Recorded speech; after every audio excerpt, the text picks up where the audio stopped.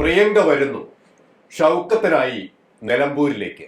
നിലമ്പൂർ തീക്കാറ്റ് വീശി തുടങ്ങി. ചതുഷ്കോണുകളിൽ നിന്നും ഇരമ്പിയാർക്കുന്ന വാഗ്ധോരണികളുടെ തീപ്പൊരിയിൽ നിന്നും ആളിപ്പടരുന്ന രാഷ്ട്രീയ തീക്കാറ്റ് നിലമ്പൂരിൽ ആളിപ്പടരുകയാണ്. അതിലേറ്റവും ജ്വലിച്ചു നിൽക്കുന്നത് UDFന്റെ കരുത്തനായ സാരഥി ജനകീയനായ ആര്യാടൻ ഷൗക്കത്താണ്.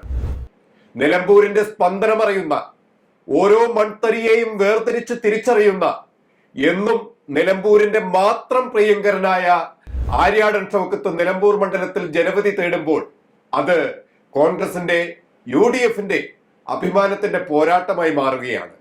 UDFനെയും കോൺഗ്രസിനെയും പ്രതിരോധത്തിലാക്കാൻ PV അൻവർ തൊടുത്തുവിട്ട ആയുധങ്ങളൊക്കെ നിഷ്പ്രഭമാക്കിക്കൊണ്ട് UDF മുന്നണി യോദ്ധാക്കൾ എടുത്ത ഉറച്ച നിലപാട് നിലമ്പൂരിൽ കോൺഗ്രസ് തന്നെ കുതിച്ചു കയറുമെന്ന് ഉറപ്പിക്കുന്നതാണ്.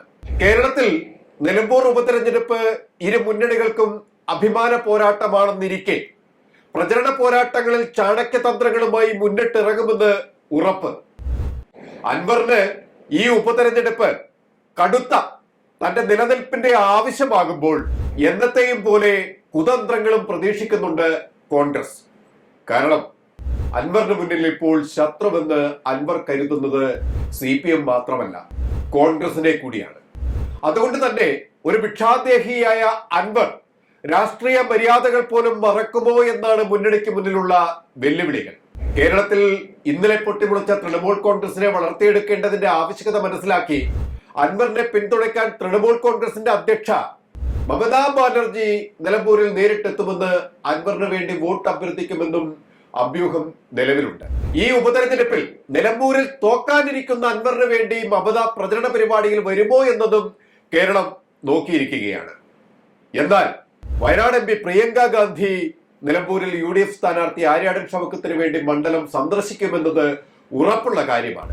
അതിന് പ്രിയങ്ക ഗാന്ധിയെ നിലമ്പൂരിലേക്ക് ക്ഷണിക്കേണ്ട കാര്യമില്ല. കാരണം പ്രിയങ്കയുടെ സ്വന്തം മണ്ഡലത്തിൽ ഉൾപ്പെടുന്നതാണ് നിലമ്പൂർ നിയമസഭാ മണ്ഡലം. കഴിഞ്ഞ ലോക്സഭാ തെരഞ്ഞെടുപ്പിൽ 61,000 ചില്ലറ വോട്ട് ലീഡ് നൽകിയാണ് പ്രിയങ്ക ഗാന്ധിയെ നിലമ്പൂർ ഉൾപ്പെടെയുള്ള വയനാട് ലോക്സഭാ മണ്ഡലം തിരഞ്ഞെടുത്തത്. ആ ജനത്തെ കാണാൻ പ്രിയങ്ക ഗാന്ധി വരുമെന്നത് അഭ്യൂഹമല്ല, ഉറപ്പാണ്. എന്നെ നിങ്ങളുടെ ഭാഗമാക്കിയതുപോലെ ആര്യാടൻ ഷൗക്കത്തിനെയും നിങ്ങൾ തിരഞ്ഞെടുക്കണം എന്ന് പറയാൻ അവർ വരും സ്വന്തം മണ്ഡലത്തിലേക്ക്. അതോടെ നിലമ്പൂരിലെ രാഷ്ട്രീയ പെരുങ്കളിയാട്ടത്തിന് വിരാമം കുറിക്കും.